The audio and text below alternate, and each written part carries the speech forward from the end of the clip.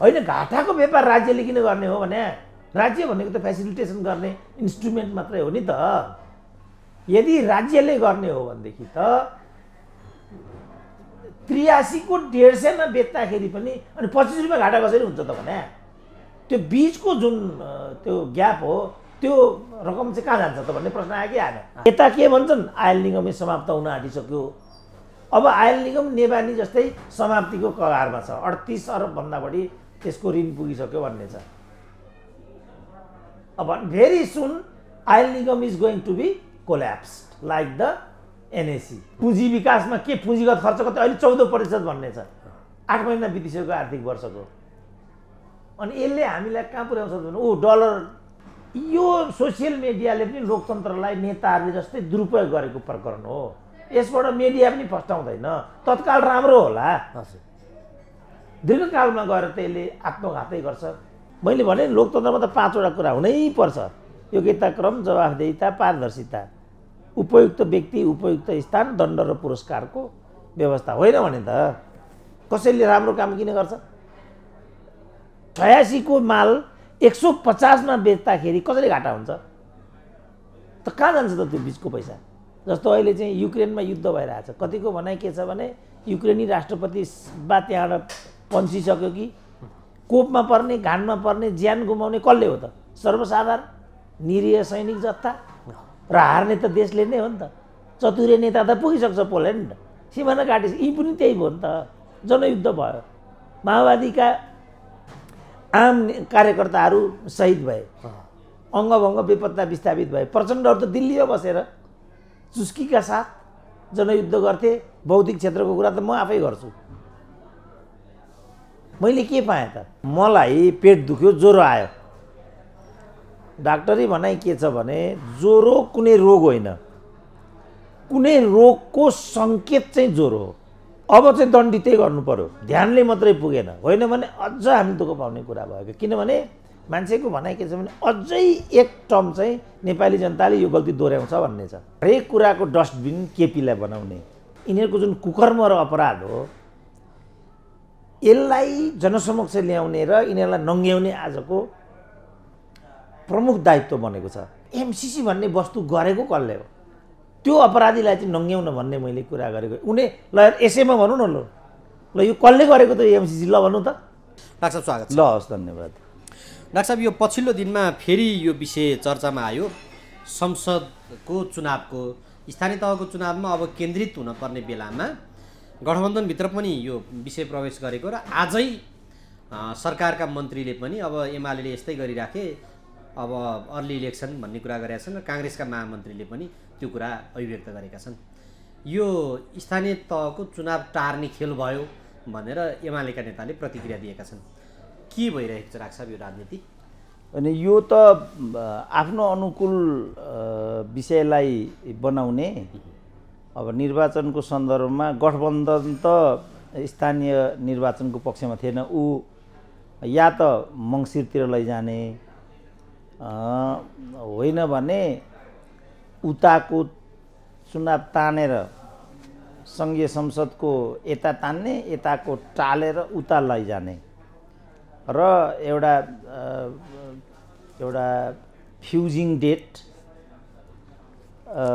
निर्माण गरिकन तिनटै निर्वाचन एकैचोटि गर्ने, जसले गर्दा एउटा निर्वाचनको असर अथवा एउटा निर्वाचनले दिने नतिजाको सङ्केत अर्को निर्वाचन माथि नपरोस् भन्ने दुराशयबाट यो गठबन्धनमा रहेका तत्त्वहरूको त्यो सोचाइ थियो। अब त्यो अन्तर्गत उनीहरूले अनेक किसिम, जस्तो भन्नु उनीहरूले अदालतलाई सिद्ध्याए, एमसिसी जबरजस्ती पास गरे, होइन।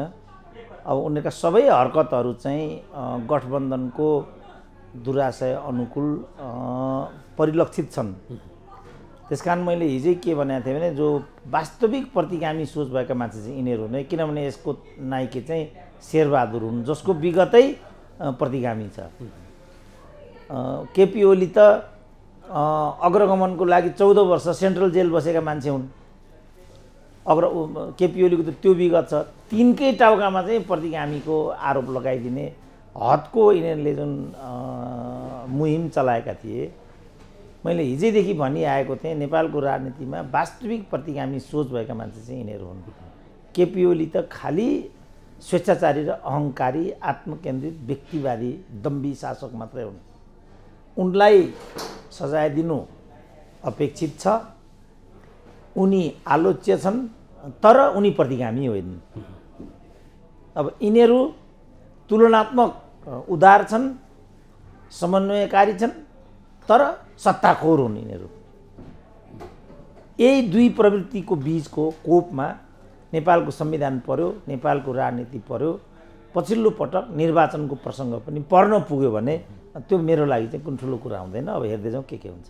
डाक्टर साहब, अब सरसर्ती हेर्दाखेरि जस्तो आवश्यक परेका विषयहरू त्यहाँ सदनबाट जसरी नै पारित भएकै छन्। प्रमुख प्रतिपक्षीले हरेक दिन नारा लगाएको छ तर बजेट आवश्यक पर्यो, एमसिसी आवश्यक पर्यो, जे आवश्यक पर्यो यिनीहरूले पारित गरेकै छन् भने यो सरकार यो संविधानले तोकेको अवधिभित्र टिकाउनकै लागि यो संसद, सरकार भन्दा नि संसद टिकाउनकै लागि हामीले चाहिँ नि हिजो सङ्घर्ष गऱ्यौँ भन्ने दलहरूले अहिले आएर एमालेको कारणले हामीले संसद चलाउन सकेनौँ भन्ने आक्षेप लगाउँदै यो अब अर्ली इलेक्सनको च्याप्टर फेरि लिएर आउनु, त्यो पनि स्थानीय तहको मुखमा लिएर आउनुलाई चाहिँ कसरी हेर्न सकिन्छ त? अनि यो त उनीहरूले त्यसो भनिकन ओली भनेका प्रतिगामी हुन्, केही पनि गर्न दिँदैनन्, संसद पनि चल्न दिँदैनन्, केही पनि गर्न दिँदैनन्, निर्वाचन पनि हुन दिँदैनन्। यो खालको सोच भएका मानिस चाहिँ केपी हुन् भन्ने देखाउनको लागि हरेक कुराको डस्टबिन केपीलाई बनाउने उनीहरूको त्यो योजना अन्तर्गत भएको छ। त्यसकारण मैले के भनेको भने तिमीहरूले यो हरकत बढी गर्यो भने यसको फाइदा चाहिँ केपी ओली बाहेक अरूलाई हुँदैन है केटा हो। जे तिमीहरू यो हरकत गर्दैछौ केपी ओलीलाई लक्ष्य गरेर, तिमीहरूले यो चाहिँ केपी ओलीलाई खुइल्याउन गरेको होला, केपी ओलीलाई प्रतिगामी देखाउन गरेको होला। जनता हिसाब गरेर बसिराखेको छ। जनताले हिसाब निकालेर कहीँ यो सबैको जोड घटाउ चुनावको मुखमा त गरिदिने होइन। किनभने ठाउँ ठाउँबाट मानिसहरूले अब विकासको आकाङ्क्षा पनि बढाएर लगेका छन्। मसँग हिजो मात्रै मोरङ इटारा डिफुर गाउँको एउटा युवाहरूको टोली आएको थियो। डाक्टर साहब, हाम्रो त गाउँ अन्धकार हो, सडक भएन, बिजुली भएन, पानी भएन, केही सम्भावना भएन, आवाज उठाइदिनु पर्यो। स्थानीय प्रतिनिधि छन्, गाउँ गाउँमा चाहिँ टोल टोलमा सिंहदरबार भनेका छन्, सम्पूर्ण कुरा छ। हिजोसम्म चाहिँ स्थानीय निकायको निर्वाचन नभएको हुनाले हामी अविकासको र अव्यवस्थाको शिकार भयौँ भनेर उनीहरूले डङ्का पिट्थे। अब उनीहरूले एक टर्म त पुरा गरे नि त, तर डिफुर गाउँको विकास किन हुन सकेन त? यहीँ काठमाडौँमा पनि मेरो यो अहिलेको वडाको कार्यकाल चाहिँ पुरा गर्ने अन्तरालमा भर्खर मात्रै म चाहिँ एउटा कामलाई लिएर वडामा मैले आफ्नो मान्छे एउटा पठाउनु पर्ने भयो। यति रेट टेपिजन त्यहाँभित्र, यति व्यभिचार भ्रष्टाचार, यति ढिला सुस्ती, त्यो मैले नेपालको स्थानीय तहमा कहिले पनि अनुभूत गरेको थिइनँ। त भने त खोइ त वार्डमा कहाँबाट सिंहदरबार पुग्यो त? त यो यिनीहरूको जुन कुकर्म र अपराध हो, यसलाई जनसमक्ष ल्याउने र यिनीहरूलाई नङ्ग्याउने आजको प्रमुख दायित्व बनेको छ। यिनीहरूले जे प्रपञ्च गरिरहेछन् यो उनीहरूको तिग्रम र छलछाम मात्रै हो, एकले अर्कालाई तल देखाउने, निचा देखाउने। त्यसै कारण मैले के भनेको, एमसिसीका धारा उपधारामा बहस विमर्श गर्ने होइन, यो एमसिसी भन्ने वस्तु गरेको कसले हो, त्यो अपराधीलाई चाहिँ नङ्ग्याउन भन्ने मैले कुरा गरेको। उनी ल यसैमा भनौँ न, ल यो कसले गरेको त एमसिसी, ल भन्नु त। बाबुराम भन्छन् माकुनेले थाले, झलनाथले अगाडि बढाए, म भए ठाउँमा आइपुग्यो, त्यसपछि चाहिँ उहाँ पुग्यो। गगन थापा भन्छन् यसको एउटा निर्णयमा शक्ति बस्नेछन्, अर्को निर्णयमा भीम रावल छन्, अनि प्रचण्ड छन्। को छैन यसमा? झलनाथ खनाल मेरो टेबलमै आएको छैन, मलाई आरोप लगाउने भनिरहेछन्। अब यो गरेको कसले त त्यसो भने? त यो जुन यिनीहरूले खेलिराख्ने एउटा दुश्चक्रको खेल छ, यो दुश्चक्रको खेलले सबै राजनीतिलाई चाहिँ आज बिटुलो बनायो अथवा परिणामहीन बनाइदियो। क्या मुख्य कुरा त नेपाली जनतालाई त परिणाम न चाहियो। हामीले लोकतन्त्र किन ल्याएको भने हाम्रो जीवन प्रणाली, हाम्रो शिक्षा प्रणाली, हाम्रो स्वास्थ्य प्रणाली अत्यन्त दुर्लभ हो। भाइ छोराले चाहिँ प्रतिष्ठा पाएनन्, जब पाएनन्, दिदीबहिनीले इज्जतको ग्यारेन्टी पाएनन्, उनीहरूले बजारमा निस्किनु पर्यो, उनीहरूले असुरक्षित एउटा रोजगारीको बाटो समात्नु पर्यो। एकमुठी मान्छेले मात्रै मस्ती मारे, सम्भ्रान्तहरूको मात्रै राजनीति बन्न पुग्यो। त्यसको विरुद्धमा नै हामीले लोकतन्त्रको खोजी गरेको भने अहिले परिस्थितिमा के भिन्नता आयो त? खोइ कुन घरले के पायो त लोकतन्त्रपछि? पत्रकारकै कुरा गर्ने पनि के पायो? बौद्धिक क्षेत्रको कुरा त म आफै गर्छु। मैले के पाएँ त? त्यो बेला मैले के पाइनँ, अहिले मैले के पाएँ? त्यो बेला कुनै पनि मान्छेले विश्वविद्यालयमा सेवा प्रवेश गर्नु पर्यो भने बिना रोकटोक, कुनै रोकटोक थिएन। 101 अखिलका नेताहरू तपाईँले चिन्नु भएको छ, ठुल्ठुला पोलिटिकल साइन्टिस्टहरू त्यही बेला त जेएनयूमा गएर पिएचडी गरेर आए, इटालीमा गएर पिएचडी गरेर आए, प्रोफेसर भए। अहिले पार्ट टाइम जब पनि पार्टीको कार्यकर्ता, पार्टीको सिफारिस बिना पार्ट टाइम जब पनि एकजना मान्छेले पायो भने म कान काटेर फालिदिन्छु ल। अनि यो कसरी लोकतन्त्र भयो त? डाक्टर साहब, अब यो सरकारले राम्रोसँग काम गर्न गराउन सकेन, आफ्नो स्वार्थ अनुकूलमा केन्द्रित भयो। फर एन इक्जाम्पल, यही सर्वोच्चको प्रधान न्यायाधीशलाई अभियोग लगाइयो, त्यो कहिले बढ्छ त्यो टुङ्गो भएन। अब अरू कामहरू पनि यो संसदले पनि साँच्चै कामै गर्न सकेका छैन। त्यसो हो भने प्रतिपक्षले पनि सरकारका गतिविधिहरूमा चाहिँ चुपचाप अब यसो विरोध गरे जस्तो गर्ने, तर छोडिदिइराख्ने अवस्था भयो।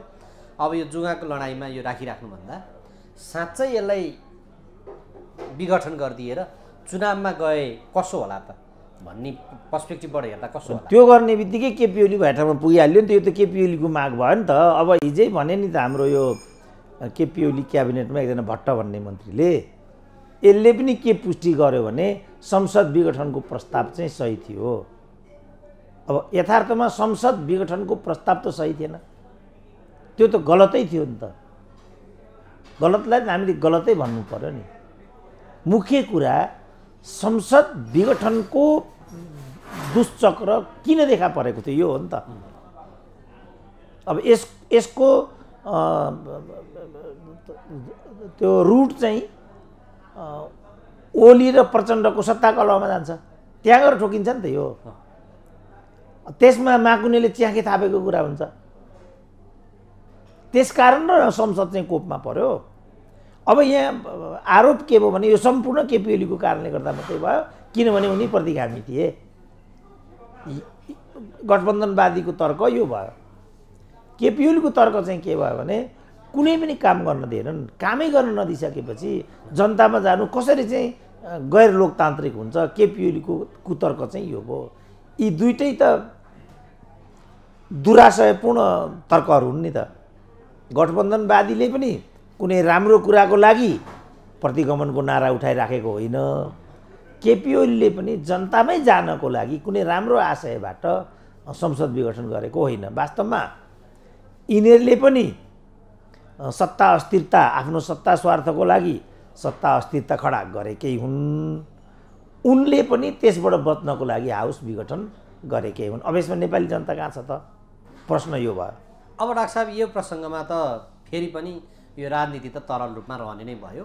आगामी दिनमा पनि यो अस्थिरता यथावत रूपमा रहने देखियो। अब यो राष्ट्रिय राजनीतिको एउटा मुद्दा हेरौँ, यही एमसीसीको प्रकरणमा विप्लवले आफ्नो शक्ति प्रदर्शन भने विभिन्न मोर्चा सोर्चा बनाए, त्यहाँ अरू पनि सहभागी भए, सत्ता गठबन्धन नै छोडेर चित्रबहादुर केसी पनि त्यहाँ पुगे। अब अहिले यो संसदबाट पारित भइसकेको विषय हो भने जसले यो पारित गराइसकेका छन् ती राजनीतिक दलले, खासमा गरी प्रमुख प्रतिपक्षले नि अब यसलाई कार्यान्वयनको दिशामा लैजानुपर्छ भनेपछि ती दलले त अरू जो असन्तुष्ट हुन् यो राष्ट्रिय राजनीतिको मुद्दा हुन्छ, यसलाई चाहिँ यसरी यसरी लिएर जाउँ भनेर किन बोल्न सकेका छैनन् होला डाक्टर साहब? यहाँ त भोलि हिजो जसरी टाउको फुटाइयो भोलि त्यसै गरेर फुट्ने अवस्था आयो, किनभने त्यहाँ बम पड्काउँछु भन्न थालेका छन्, कुटपिट गर्छु भन्न थालेका छन्। यसले त भोलि अर्को एउटा द्वन्द्वमा जाने अवस्था सिर्जना त हुँदै छैन भन्ने प्रश्न उठो डाक्टर साहब? होइन, हुँदैछ। त अब हामी यसलाई रोक्नको लागि के गर्न सक्छौँ त भन्ने नै प्रश्न भयो। जस्तो चित्रबहादुर केसी भनौँ न, अब यो गठबन्धनको एउटा ठुलो हिस्सा त चित्रबहादुर केसी पनि हुन् नि त। हिजो उनी चाहिँ टुडी खेलमा गएर संलग्न देखिए। उनी के भन्छन् भने किन कल कारखाना खुलेन, किन विकृति भयो, किन विसङ्गति भयो, यो मुद्दालाई गाउँ गाउँमा लैजाउँ। के हुन्छ त गाउँ गाउँमा यो मुद्दा लिएर गएर? मुख्य कुरा त के भने के कारणले यो भएको छ हो नि त। कारणमा नजाँदासम्म त हामीले नतिजाको चाहिँ अपेक्षा गर्न सक्दैनौँ होला नि त। मलाई पेट दुख्यो, ज्वरो आयो, डाक्टरी भनाइ के छ भने ज्वरो कुनै रोग होइन, कुनै रोगको सङ्केत चाहिँ ज्वरो हो। अब तपाईँले खुरुखुरु सिटामल मात्रै खाएर तपाईँको रोग निको हुन्छ त? के कारणले तपाईँलाई ज्वरांश भएको त्यसमा जानु भएन भने त त्यसबाट तपाईँ अल्सर हुन्छ, अल्सर बिग्रेर क्यान्सर हुन्छ।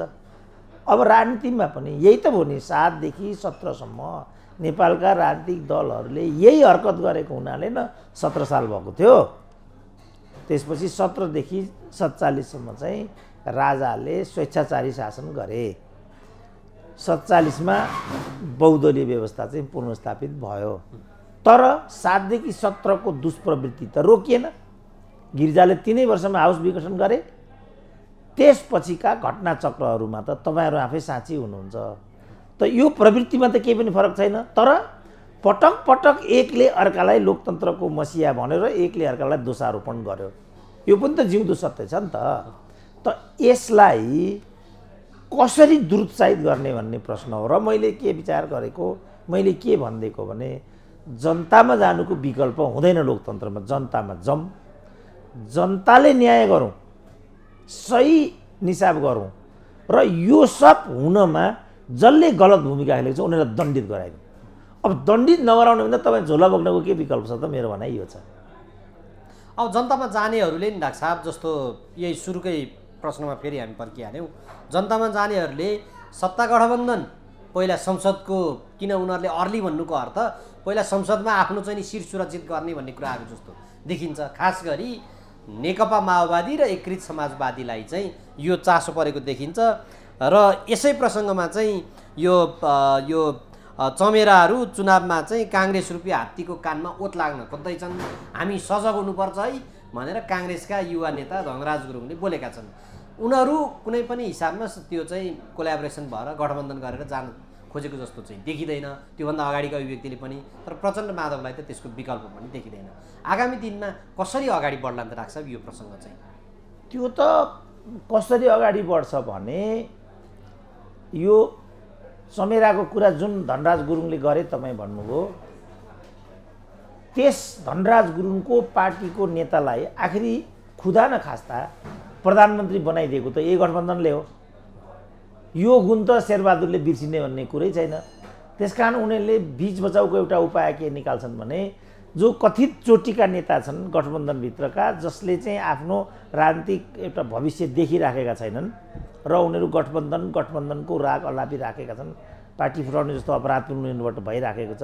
क्रान्तिमा धोका दिने, एमसिसी बोक्ने जस्तो अपराधले त झन् यिनीहरूलाई जनताको छेउमा चाहिँ नङ्ग्याउँदै दिनानुदिन नङ्ग्याउँदै लगिरहेको स्थिति छ। तिनलाई चाहिँ संरक्षित हुने एउटा तिग्रम खडा गरेर अनि एकल रूपमा यिनीहरू निर्वाचनमा अगाडि बढ्छन्। फलस्वरूप के हुन्छ? माउडे अथवा जित्नु पर्नेलाई जिताएर माथि ल्याउने तिग्रम हुन्छ। फेरि निरीह र कमजोर, त्यागी र इमान्दार नेताहरू सबै पार्टीका बलिको बोको हुने स्थिति बन्छ। जस्तो जुन यो काठमाडौँको यो क्षेत्रको कुरा गरौँ, यो क्षेत्रमा चाहिँ प्रकाशमान उठे, चोटीका नेता थिए। माओवादीले एउटा कनिष्ठ युवा नेतालाई अगाडि बढाइदियो, त्यसभित्र पनि अन्तर्घात गरेर हराइदिएको भन्ने छ। प्रकाशमान निस्के, त्यसरी नै भोलि माधव कुमार नेपाल निस्किन्छन्, प्रचण्डलाई निकाल्ने प्रपञ्च हुन्छ, अरू नेताहरूको हकमा पनि हुन्छ। अब जनताले यसलाई कसरी हेर्छन्? किनभने जनताले आफ्नै तहबाट पनि देखाइदिनुपर्छ यिनीहरूलाई बेइमान हुन् भन्ने चाहिँ एउटा मनस्थिति बनायो भने त हामीले भनेर त हुँदैन। किनभने हामीले विगत निर्वाचन देखेका छौँ। जस्तो गिरिजाले 51 मा मध्यावधिमा धकेले मुलुकलाई, दण्डित भए, आफै चुनाव गराएको थियो, दण्डित भए। त्यसपछि चाहिँ 70 सालमा दोस्रो संविधान सभाको निर्वाचन भयो। पहिलो संविधान सभामा 120 प्रत्यक्षतर्फ ल्याउने माओवादी होस् अथवा त्यसरी नै अत्यधिक मत ल्याउने चाहिँ मधेसवादी होस्, दुवैलाई ठेगान लगाइदिए नि त जनताले। माओवादीलाई 120बाट 28मा झारिदिए, मधेसवादीलाई 52बाट 11मा झारिदिए। पछिबाट फेरि शेरबहादुरले पनि सत्तामा हुँदै निर्वाचन गराएका थिए, पार त लागेन नि। सुशील कोइराला सत्तामा हुँदै निर्वाचन गराएका पार त लागेन नि त। शेरबहादुरको कुरा यही भयो, पार त लाग्दो रहेनछ नि त। त्यसकारण जनताले मन बनायो भने त कसैले भनेर केही पनि हुँदैन। अब जनताले नै मन बनाएन भने त हामी के गर्न सक्छौँ? लोकतन्त्रमा त जनता नै निर्णायक हुन्छ, जे जनताले निर्णय गर्छ त्यही कुरा। तर जनतालाई हाम्रो भन्नु के छ भने हामीलाई यिनीहरूले धेरै नै दुरुपयोग गरे, हाम्रो मतलाई यिनीहरूले लोकतन्त्रको अनुकूल प्रयोग नगर्नको दुष्परिणाम आज हामीले भोग्नु पर्यो, उठ्नु पर्यो है जनता अब।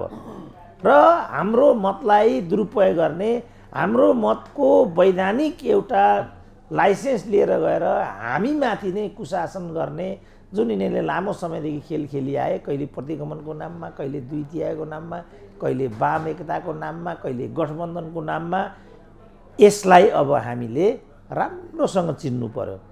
अब नचिन्ने हो भने त दण्डित हुनको लागि तत्पर भएर बस्नु पर्यो। अझ हामी घुसखोरी, कुशासन, व्यथिति हेरौँ त काठमाडौँ उपत्यका एउटा सडकको व्यवस्थापन हुन सकेको छैन, एक थोपो पानी आउँदैन। कुलमानले धन्न यो एउटा बिजुली त ल्याइदिएको छ, यो कहाँबाट आइदियो कल्पना गर्न सकिन्छ। अब आज मात्रै चाहिँ समाचार आइरहेछ पेट्रोलियमको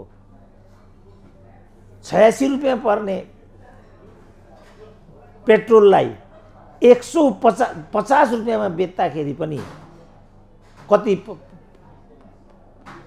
घाटा छ भनेर, घाटा 30 कि 40 रुपियाँ घाटा छ भन्छ। 86 को माल 150 मा बेच्दाखेरि कसरी घाटा हुन्छ त? कहाँ जान्छ त त्यो बिचको पैसा? तर यो तरकारीमा हुन्छ। आज मलाई एउटाले भन्दै थियो किन नेपालका राजनीतिक दलहरू, मतलब नेपालका जनताहरू महँगीको कुरा उठाउँदैनन्, किन व्यथिति विकृति भ्रष्टाचारको कुरा उठाउँदैनन्, किन राजनीतिको कुरा मात्रै उठाउँछन्? यसमा बोलिदिनु पर्यो। योलाई लिएर किन एजेन्डा बन्दैन? आज योग्यता क्रमको कुरा काहीँ पनि छैन। यसलाई लिएर किन डिबेट हुँदैन? के कुरामा डिबेट गरिरहेछ नेपालको राजनीति? यो आवाज पनि उठाइदिनु पर्यो। अघि मैले डिफुरको कुरा गरेँ नि, त किन हामी जहाँ आउनुपर्ने हो त्यहाँ आइराखेका छैनौँ? जब हामी आउनुपर्ने ठाउँमा आउँदैनौँ र लानुपर्ने ठाउँमा राजनीति लैजाँदैनौँ भने त यसको कोपमा नेता त पर्दैन नि। जस्तो अहिले चाहिँ युक्रेनमा युद्ध भइरहेछ, कतिको भनाइ के छ भने युक्रेनी राष्ट्रपति बा त्यहाँबाट पन्सिसक्यो कि कोपमा पर्ने, घानमा पर्ने, ज्यान गुमाउने कसले हो त? सर्वसाधारण निरीह सैनिक जत्था र हार्ने त देशले नै हो नि त। चतुरे नेता त पुगिसक्छ पोल्यान्ड, सिमाना काटिस, यी पनि त्यही भयो नि त। जनयुद्ध भयो, माओवादीका आम कार्यकर्ताहरू शहीद भए, अङ्गभङ्ग बेपत्ता विस्थापित भए। प्रचण्डहरू त दिल्लीमा बसेर चुस्कीका साथ जनयुद्ध गर्थे। प्रचण्ड कि के अरे बाबुरामकी छोरी लन्डनमा पढ्थिन् भनेर आफै केपी ओलीले भनिसके। अनि रोल्पाको मगरको छोरो चाहिँ के गर्थ्यो त? यताबाट माओवादी दपेटा, उताबाट शाही सेनाको चपेटा। अनि यो गरिकन हामीले आजको दिन ल्याएका छौँ। फेरि परिणाम हाम्रो भागमा छैन। हुने बेलामा ल हेर त, आज मोहन चन्द्र कहाँ छन्, नरेश खरेल कहाँ छन्, जो 16 वर्ष जेल बस्यो। अनि कसले सुविधा पायो?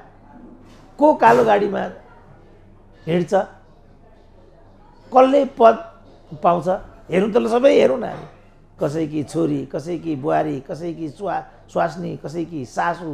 अब यसको लागि जनयुद्ध गरे हो त मान्छेले? यसको लागि जनआन्दोलन गरे हो त? यसको लागि मधेस आन्दोलन हो? ल, मधेसै आन्दोलनमा कतिले ज्यान गुमाए। आज आम मधेसीको अवस्थामा के परिवर्तन आयो त? अनि यसको हिसाब किताब खोज्नु परेन भने? त्यसो हुँदा जनता आफैले यसको हिसाब किताबहरू खोज्नु पर्यो। हिजो जतिको पनि किन भएन भनेर सोच्नु पर्यो। त्यो चाहिँ आउँदो चुनावमा ध्यान दिनु पर्यो भन्ने कुरा होइन डाक्टर साहब? अब चाहिँ दण्डितै गर्नु पर्यो। ध्यानले मात्रै पुगेन, होइन भने अझ हामी दुःख पाउने कुरा भयो। किनभने मान्छेको भनाइ के छ भने अझै एक टर्म चाहिँ नेपाली जनताले यो गल्ती दोहोऱ्याउँछ भन्ने छ। त अझै एक टर्म यो गल्ती दोहोऱ्यायो भने त त्यसपछि त हाम्रो अवस्था के हुन्छ त भनौँ न। यही अवधिमा उद्योग बन्द गर्ने र रोजगारी गुम्ने भन्दा परतिर त केही पनि भएन नि त। एकपछि अर्को विश्वविद्यालयहरू खुले, कूटनीतिक नियोगहरू खुले। तर आफ्नो एउटा चुनाव हारेको दुम्बालाई राजदूत बनाउनु पर्यो भने एउटा दूतावास खोल्छन्, आफ्नो एउटा समितिलाई भिसी बनाउनु पर्यो भनेदेखि एउटा विश्वविद्यालय खोल्छन्। अनि यो लोकतन्त्रले गर्ने काम हो त भनेको। भइराखेको विश्वविद्यालयभित्रको विकृति व्यथिति विसङ्गति बढेको बढे जाने, एउटा नतिजा पनि समयमा निकाल्न नसक्ने, बल्कि एउटा भिसी पनि समयमा नियुक्ति गर्न नसक्ने। अनि तपाईँ एकपछि अर्को विश्वविद्यालय खोल्दै जानुको के अर्थ? तपाईँ यही भन्नु न, पूर्वाञ्चल विश्वविद्यालय खुलेको अहिले कति वर्ष भयो? गोठगाउँमा यसको चाहिँ मुख्यालय बनाइएको। विराटनगरबाट त्यस मुख्यालयलाई गोठगाउँमा लानसम्म यिनीहरूले सकेनन्। केले रोक्यो ल भन्नु त? एउटा पनि कारण छैन नि रोक्नुपर्ने। होइन भने गोठगाउँ नै किन गर्नु पर्थ्यो त? यो त एउटा दृष्टान्त मात्रै हो, तर सर्वत्र यही भइराखेको छ। त यस्तो किन भयो त भन्दा हाम्रो नेतृत्वमा कुनै पनि काम गर्नको लागि विल पावर छैन, उनीहरूसँग इच्छा शक्ति छैन। उनीहरू पूर्णत स्वार्थबाट चाहिँ परिलक्षित भएर हिँडिराखेका छन्। स्वार्थी समूहको कुत्सित र नीत स्वार्थलाई चरितार्थ बनाउने व्यवस्था लोकतन्त्र होइन नि त। मैले भने लोकतन्त्रमा त 5वटा कुरा हुनै पर्छ: योग्यता, क्रम, जवाफदेहिता, पारदर्शिता, उपयुक्त व्यक्ति, उपयुक्त स्थान, दण्ड र पुरस्कारको व्यवस्था। होइन भने त कसैले राम्रो काम किन गर्छ? मलाई यो कागडबिट्टा भन्सारको अनुभव सुनाउँदै थिए त्यतातिरका साथीहरू। तपाईँलाई थाहा होला पल्सर मोटरसाइकललाई नेपालमा कति पर्छ, इन्डियामा कति पर्छ? ल भन्नु, तपाईँलाई थाहा छ तपाईँलाई? इन्डियामा 40-45 हजारमै आउँछ भन्ने सुनेको छु डाक्टर साहब। होइन, 40-50 त आउँदैन, 90-92 हजार त पर्छ होला। तर यहाँ 4 लाखभन्दा बढी पर्छ। हो, हरेकलाई यस्तो छ। एउटा लेहङ्गामा यही छ, एउटा साडीमा यही छ। 1 केजी चिनीमा यहाँ कति केजी पर्छ नि? मेरो विचारमा 90 जति पर्छ होला, त्यहाँ 38 रुपियाँ पर्छ अरे प्रति केजी। तर अर्को फेरि पेट्रोलियम चाहिँ उहाँको भन्दा यहाँ सस्तो पर्छ र उहाँका मान्छे सीमावर्ती क्षेत्रमा पेट्रोलियम लिन यहाँ आउँछन्, उहाँ लगेर खन्याउँछन्, फेरि खाली पर्छन्, फेरि लिनको लागि आउँछन्। त अब यता के भन्छन्? आयल निगमै समाप्त हुन आँटिसक्यो। अब आयल निगम नेबानी जस्तै समाप्तिको कगारमा छ। 38 अरबभन्दा बढी त्यसको ऋण पुगिसक्यो भन्ने छ। अब very soon oil Nigam is going to be collapsed like the NAC. त भने अघि हामीले कुरा गऱ्यौँ 83 रुपियाँमा किन्ने, 150 रुपियाँमा बेच्ने, अझै 25 रुपियाँ घाटा प्रति लिटर। भने यो घाटा व्यापारको घाटा किन गर्नु पर्यो त? आयल निगमलाई आजै किन बन्द नगरिदिने? बा आजै त्यसलाई निजी क्षेत्रमा किन नदिदिने? मैले निजी क्षेत्रमा देऊ भनेको होइन, अरू चाहिँ दिन हुने। यस, अब होइन, घाटाको व्यापार राज्यले किन गर्ने हो भने? राज्य भनेको त फेसिलिटेसन गर्ने इन्स्ट्रुमेन्ट मात्रै हो नि त। यदि राज्यले गर्ने हो भनेदेखि त 83 को 150 मा बेच्दाखेरि पनि अनि 25 रुपियाँ घाटा कसरी हुन्छ त भने? त्यो बीचको जुन त्यो ग्याप हो, त्यो रकम चाहिँ कहाँ जान्छ त भन्ने प्रश्न आयो कि आएन? त यस्तो व्यापार किन गर्दैछौँ त हामी? मैले भनेको यो चाहिँ राजनीतिक दलका कार्यकर्ता पाल्न पोस्न भ्रष्टाचार गर्नकै लागि होला होइन लाग्छ? होइन, अब त्यति भनेर उम्किन पाए त भनिदिनु हुन्थ्यो। तर मेरो भनाइ के छ भने यस्तो किन हुन्छ? यो उठाउनु पर्ने, यसलाई उठान गर्ने तह निकाय भनेको को हो? प्रधानमन्त्री हो, राजनीतिक दलहरू हुन्, नेताहरू हुन्, आम उपभोक्ताहरू हुन्, नागरिक समाज हो, बौद्धिक हो, मिडियाको हो। मैले त खालि एउटा जस्तो मिडियाको खबर कटिङलाई हाइलाइट गरिदिएको मात्रै हो। किन्ने 83 मा, बेच्ने 150 मा, अनि 25 रुपियाँ अझै घाटा के कारणले हुने हो त्यो?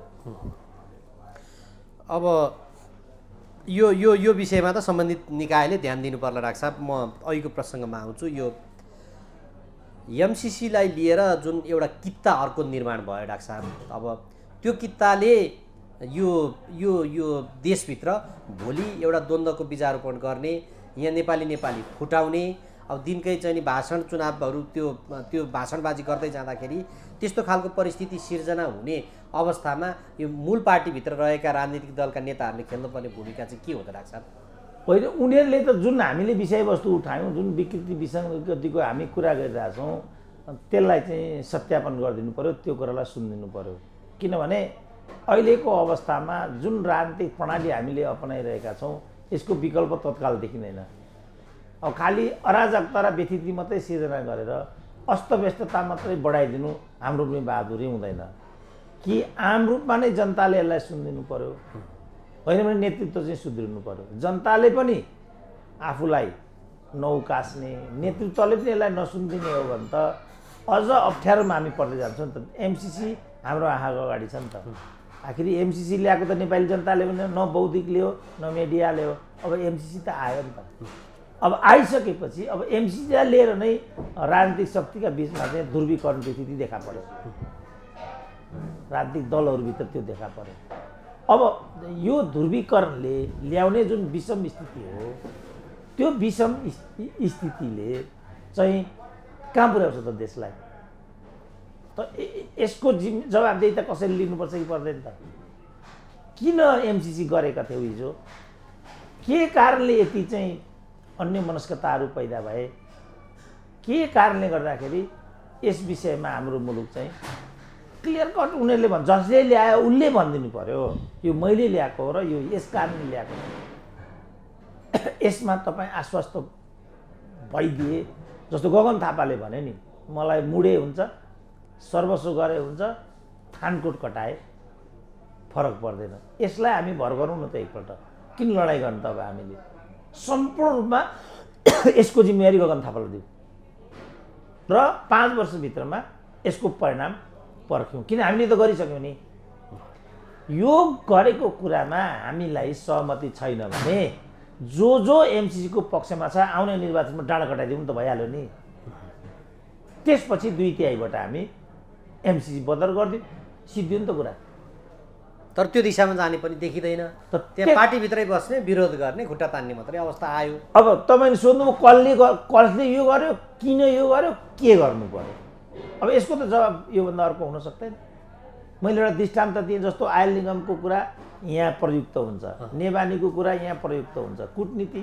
ल कूटनीति हेर्नुहोस् न, अब यो सरकार आउने बित्तिकै विश्वभरिका राजदूतहरू फिर्ता बोलायो। यो त अपरिपक्वता हो नि, यो त बदलावकारी हो नि त। किनभने कतिपय कुरामा त राष्ट्रिय सहमति हुनु पर्यो नि, त्यस कतिपय कुरामा चाहिँ कूटनीति पनि पर्छ। तपाईँ सरकारै पछि राजदूत बदल्दै जाने हो भने अनि हाम्रो नेपालको अन्तर्राष्ट्रिय छवि के हुन्छ त? अनि यसको जिम्मेवारी जनताले दिने होइन नि त। जनताले त हेरेर बस्ने हो, यस्तो कुकर्म गर्नेलाई दण्डित गर्ने हो। यही नै लोकतन्त्र हो। अब तपाईँ लोकतन्त्रलाई लोकतान्त्रिक तरिकाले अभ्यास गर्नुहुन्न भने त तपाईँले दण्डित हुनुको के विकल्प छ? तपाईँ दण्डित हुनुपर्छ। मतलब जनताले अझ दुःख पाउने कुरा आउँछ। अब अहिले नै भन्नु न, हामी यो कोभिडको सुरुताका हाम्रो चाहिँ प्रति नेपाली 46,000को मात्रै वैदेशिक ऋण थियो। अब अहिले चाहिँ 78 पुगिसक्यो। आर्थिक वर्षसम्म यो 1 लाख पुग्यो भने तपाईँलाई अचम्म हुँदैन? अब आयल निगम घाटामा छ, नेवानी अस्तव्यस्त छ, अरू सम्पूर्ण कल कारखानाहरू चाहिँ समाप्त भएर गए भनेपछि सुखका दिन त धेरै पर पनि देखिराखेका छैनन्। त नेपाली जनतालाई दुःखको भुमरीमा धकेल्नेहरू को हुन् त? अब त पहिचान गर्नु पर्यो नि त, दण्डित हुनु पर्यो नि तिनीहरूले। अब प्रचण्डले भने तिमीहरूको कुरा जनताले सुन्ने भए, प्रेम सुवालले राष्ट्रियता भनेको कति वर्ष भयो, वामदेवको कुन हालत भयो, त्यो कथा दोहोऱ्याउने हो भने अर्कै कुरा हो, पार्टी छोडे केही पनि फरक पर्दैन, होइन भने एमसिसी गर्नुपर्ने स्थिति अपरिहार्य थियो, हामीले गऱ्यौँ, तिमीहरू जे गर्छौ गर। प्रचण्डले त ठाडो चुनौती दिएका हुन् त। यो चुनौतीलाई हामीले पुनः मतदानद्वारा चाहिँ वैधता दिने हो भनेदेखि त दासत्वमा गएनौँ हामी। अखिलको अध्यक्षले आफ्नो कार्यकर्तालाई हकारेको पनि त हामीले देख्यौँ होला नि त। दास हुन् त कार्यकर्ता भन्ने क्या, तर हामीले प्रत्यक्ष देख्यौँ नि। प्रचण्डले त आफ्नो पार्टी कमिटी बैठकभित्र हामीलाई पछि चाहिँ नि हेग लैजान सक्थे यदि काङ्ग्रेस र एमाले मिलेर, त्यस कारणले पनि एमसिसीमा हामीले चाहिँ नि पारित गर्ने दिशामा लग्यौँ भनेर पनि बोलेका रहेछन्। त्यो डर एउटाको कारणले देशमा जस्तो सुकै परिस्थिति आओस् अगाडि बढ्छु अथवा जस्तो सुकै सम्झौता पनि गर्न सक्ने दिशामा हिजोको त्यो मुद्दाको कारणले प्रचण्डले त्यस्ता निर्णय लिन सक्छन् कि सक्दैनन् होला डाक्टर साहब? होइन सक्लान् होइन त उनलाई हेग लैजान्छ कसैले, उनी डराएका छन् अनि त्यसको कोपमा हामी पर्नुपर्ने के कुरा मैले बुझिनँ। एक दुई यसको त आधिकारिकता चाहिन्छ, किनभने अग्नि सापकोटामाथि आत्महत्या गर्छु भनेको कुरा एमाले उठाएको सन्दर्भमा यसको आधिकारिकता ल्याऊ भन्ने छ नि त अग्नि सापकोटाले। यसको पनि आधिकारिकता भएन भने गाह्रो हुन्छ। हावामै बोलिदिइराखौँ अहिलेलाई भनेदेखि उनलाई हेगमा जाने सन्तास पर्यो अरे मानिलिउँ, अनि त्यसको कोपमा हामीले एमसिसी भोग्नुपर्ने यही हो कुरा। यो कमजोर एउटा कुतर्क हो। मुख्य कुरा चाहिँ के भने यो एमसिसी गरेको कसले हो, यो गर्ने को त्यो चाहिन्छ के बाबु? गर्ने त उनीहरू नै हुन्, खास गरी वामपन्थी दलहरू नै हुन्। उनीहरूले मानेनन् नि त, भीमरावले मानेनन्, एक ठाउँ पनि यो हामीले गरेको भनेनन् नि त। त्यसो भने कसले गरेको त? यो सरकारले गर्यो भने त राज्य त उत्तराधिकार अविच्छिन्न उत्तराधिकारवाला संस्था हुन्छ, तपाईँ नाइ भन्नै पाउनुहुन्न। दुईवटा सरकारमा त उहाँ आफै हुनुहुन्छ, दुईवटा निर्णयमा उहाँ आफै उपस्थित भन्ने कुरा गगन थापाको छ। म एउटामा अनुपस्थित थिएँ भने पनि अर्कोको कुरा उहाँले भन्नुभएको छैन। अनि यसको जिम्मेवारी कसले लिने हो? जनताले लिने। यसमा तपाईँ हामी लड्ने भने नि। तर यहाँ अब लडाउने परिस्थिति भयो डाक्टर साहब। अब अन्तिममा पनि छौँ, यो चुनावको प्रसङ्गमा चाहिँ स्थानीय तहको चुनावमा भोलि हुँदाखेरि एमाले जुन जुन ठाउँमा जित्यो त्यसमा जो दोस्रो भएको छ, जुनसुकै पार्टीको होस्, त्यसलाई चाहिँ जिम्मेवारी दिएर अनि हामी गठबन्धन गरौँ भनेर प्रचण्डले फर्मुला लिएर आए भन्ने कुरा छ डाक्टर साहब। प्रचण्डले राष्ट्रिय राजनीतिमा पनि अथवा अरू जे हुन्छ ती सबैमा फर्मुला ल्याउने, ट्रिक लगाउने, चालबाजी गर्ने यस्तो मात्र काम गरिराख्छन् कि क्या हो डाक्टर साहब? त्यो आरोप पनि छ अरूले लगाएको। होइन, संसदीय व्यवस्थामा अनेक किसिमको उठापटक, अनेक किसिमका चाहिँ व्यूह रचनाहरू गरिन्छन् नि त। अब ऊ भारतमा नरेन्द्र मोदीले जुन नोटबन्दी के भन्छ त्यसलाई, जुन नोटबन्दीको कुरा लिएर आए, त्यो नोटबन्दीको कुरा पनि विपक्षीको पैसालाई फ्रिज गर्नको लागि नै तयार पारेको प्रपञ्च भन्ने छ। तपाईँ के गर्नुहुन्छ त? अब अहिले यिनीहरू सत्तामा छन् गठबन्धनवादीहरू, उनीहरू यस किसिमका हरेक हरकतहरू गर्नमा उद्यत भयो भने त्यो अनौठो भएन। तर जनताले हेर्नुपर्ने कुरा चाहिँ के हो भने लोकतन्त्रमा यस्तो गर्न पाइन्छ कि पाइँदैन। अमुक दललाई लक्ष्य गरेर अनेक किसिमका तिग्रम र नीतिहरू प्रतिपादनको नाममा गैर लोकतान्त्रिक आचरण र अभ्यास गर्नु कतिको उचित हुन्छ? यो हो नि त प्रश्न। केपी ओलीले पनि जस्तो हाउस विघटन गरे, यिनीहरूलाई राम्रो होस् भनेर हाउस विघटन गरेको हो र? यिनीहरूलाई देखाइदिन्छु भनेरै केपी ओलीले हाउस विघटन गरेको होइन त। केपी ओलीले हाउस विघटन गर्न पाउँछन् भने अनि यिनीहरूले यो गर्न पाउँदैन नि त। यो कुनै ठुलो कुरा होइन। मुख्य कुरा चाहिँ हामी कतातिर गइराखेका छौँ। यो अभ्यासले लोकतन्त्रलाई सुदृढ र सुनिश्चित गर्छ कि गर्दैन? मुख्य कुरा चाहिँ यो हो नि त। अब भोलि प्रचण्डले यो गर्ला ल, जनता भनेको जनता नै हुन्छ। यसको अतिरिक्त मानिलिउँ केपी ओलीलाई नै अगाडि बढाएर फेरि केपी ओली यसरी नै अगाडि बढ्यो भनेदेखि फेरि कथा दोहोरिन्छ। अनि यसबाट हाम्रो व्यवस्थालाई, हाम्रो देशलाई, हाम्रो जनतालाई चाहिँ के पेय हुन्छ त भनेको क्या मैले चाहिँ। हामीलाई सुख, समृद्धि, सुशासन, गन्तव्य केही चाहिँदैन। यसले त्यो हुन्छ त मैले भनेको। अब यो चोटि 111 राजनीतिक दलहरू त्यहाँ दर्ता भयो अरे भन्ने सुनिएको छ। कतिवटा उद्योग दर्ता भयो त? कतिजनाले रोजगारी पाए त? पुँजी विकासमा के पुँजीगत खर्च कति? अहिले 14% भन्ने छ, 8 महिना बितिसकेको आर्थिक वर्षको। अनि यसले हामीलाई कहाँ पुर्याउँछ भने ऊ डलर संसारभरिको ऋण ल्याएर डलरबाट भारू किन्यो, अनि भारूबाट पेट्रोलियम किन्यो, अनि यसरी कुनै पनि देश सस्टेन गर्छ त? मैले भनेको यो घाटाको व्यापार। अघि जुन पेट्रोलियमको हामीले भन्यो नि, 80 को माल 150 मा बेच्दा पनि 25 रुपियाँ घाटा भनेपछि कसले खान्छ त त्यो 25 रुपियाँ? जबसम्म यसको उत्तर हामी खोज्दैनौँ तबसम्म यस्ता हजारवटा अन्तर्वार्ता तपाईँले मसँग लिनुहोस्, केही पनि जनतालाई पे हुँदैन यसबाट। जनतालाई पे हुने विषयमा डिबेट गरौँ। जनता कहाँ आज चाहिँ चुकिराखेको छ? नेतृत्वले कहाँ हामीलाई ठगिराखेको छ? यो बदमासी गर्ने, ठग बेइमानी गर्ने तत्त्व को हो? त्यसलाई जबसम्म हामी नङ्ग्याउँदैनौँ तबसम्म त लोकतन्त्रकै केही अर्थ भएन, यो त लुटतन्त्र हुन्छ।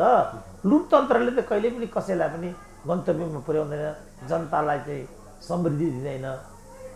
त यो त घाटाको व्यापार हो, मूर्खले मात्रै घाटाको व्यापार गर्ने हो। हामी त मूर्खै गरिरहेछौँ। मेरो भनाइ चाहिँ यो काम नगरौँ। लोकतन्त्रका जो 5वटा मानक सिद्धान्तको बारेमा अघि मैले उल्लेख गरेँ, त्यहाँ नआइकन धरे छैन, त्यहाँ आउनै पर्छ। त्यसको खोजी डिबेटको केन्द्र हुनुपर्छ। यो जथाभावी भाइरल हुने, जथाभावी चरित्र हत्या गर्ने, व्यक्तिगत कुरा गर्ने, अर्काको घरभित्र प्रवेश गर्नेबाट जुन आत्मरति गर्ने हामीले अभ्यास गऱ्यौँ, यो सोसियल मिडियाले पनि लोकतन्त्रलाई नेताहरूले जस्तै दुरुपयोग गरेको प्रकरण हो।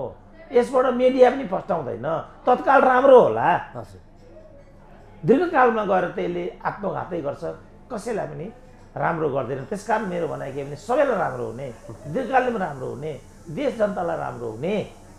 त्यही बेला भने थिए पृथ्वीनारायण शाहले दरबारका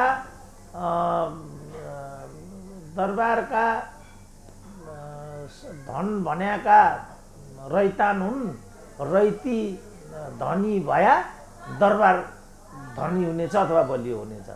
किनभने उसले कर तिर्छ, ऊ धनी भयो भने राज्यलाई कर तिर्छ, चाहिएको बेला सरसहयोग गर्छ, अनि राज्य त धनवान भइहाल्छ। जस्तो अहिले हाम्रा यहाँ चारतिर चाहिँ कल कारखाना भयो इत्यादि भयो, पुँजी निर्माण भयो, संसार भयो भने अनि ढुकुटी धनधान्य हुँदैन त। ऊ कहीँ केही लगानी मैत्री छैन। एउटा बतासले एउटा होटल चलायो भने नि घोडामा चढेर चाहिँ लकेट्छन्, अनि कसले कर तिर्छ त भोलि, कसले लगानी गर्छ त भोलि? त्यो आजको प्रश्न हो। जबसम्म हामी त्यो विषयमा आउँदैनौँ तबसम्म हामीले चाहिँ प्रजातन्त्रको प्रतिफल उपभोग गर्न पाउँदैनौँ।